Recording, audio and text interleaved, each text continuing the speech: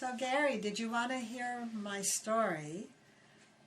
Yes, that story you told me about talking to LRH right when he was in the middle of screaming at the top of his lungs at one of his executives.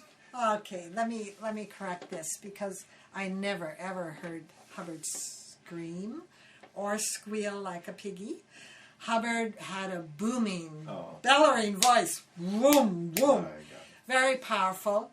And I was trying to hide out at the end of this long, long hallway because I'd just given Tony Dunleavy, who was my boss, the papers, and I came outside, and I hear this voice bellowing at the end of the hallway.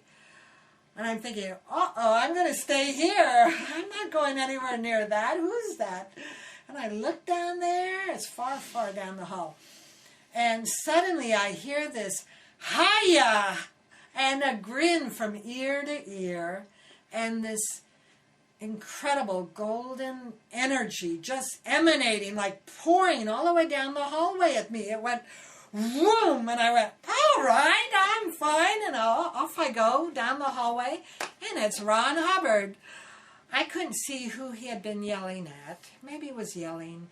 He was pounding his fist on the banister, and when I approached him, I had only been there, it's my third day on the ship, really.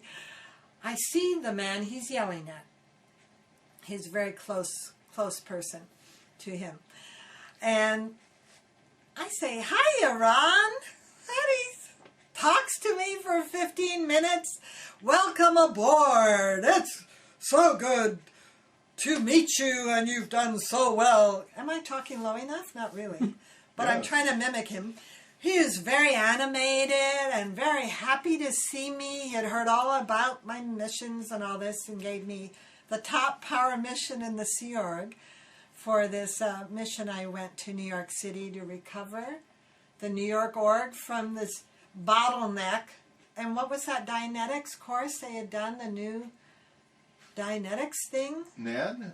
No, but way before that. This is back in 1969. Oh, HSDC, the Hubbard Standard Dianetics Hubbard course. Standard Dianetics course. There was this course room full of people. I got there.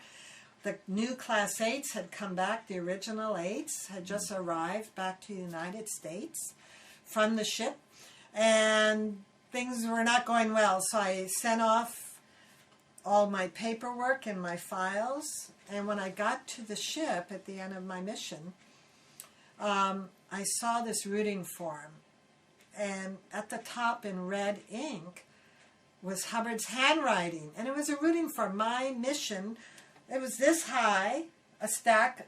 I did very good admin. And it was going through the lines in the, on the ship. And here's Hubbard's handwriting saying, "This is excellent, very well done, top power mission, that love Ron," written on the whole side of the routing form. Wow. I have a mental picture of it. I wish I had the real thing, would be great. But it gave me such an acknowledgement, so that when it turned out it was Hubbard beaming and saying hi, welcoming me to the ship, I just beamed and blossomed back, because it was just wonderful, it was just the best experience to be there and see that someone in real life is as real as he was on all these tapes I'd heard on the briefing course. When Ira and I got to St. Hill, Hubbard had just left on the ship, so we missed him by really a few weeks. And although I knew John McMasters, got to know the First Clear very closely. He was lovely. But there was nothing like meeting Hubbard. It was in my world. I was from the North Shore of Oahu in Hawaii, and I always wanted to get to the big city. I lived in San Francisco, I lived in Los Angeles, Santa Monica. When I got to New York City, whoa, I finally arrived at the city. Well, Hubbard was like, da-da-da-da, New York, Los Angeles, New York City, it's all around Hubbard. He was how he really was. He was just shining, wonderful person. And it might have had something to do with me, because I saw him as an equal. He granted me complete beingness to be myself. And to me, this is what Scientology was all about, right, Gary?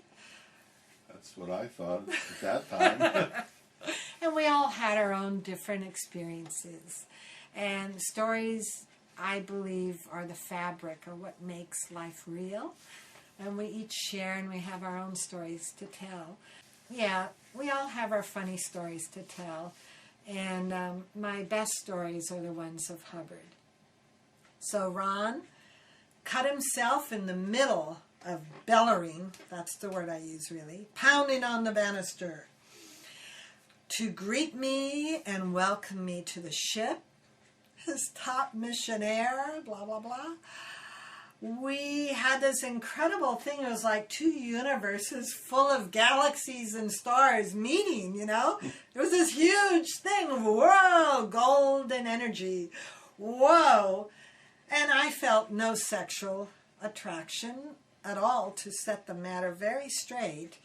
There was not the tiniest ounce of male, female. We were totally out of body, out of mind, in an incredible spiritual existence where we've known each other many times along the track, obviously.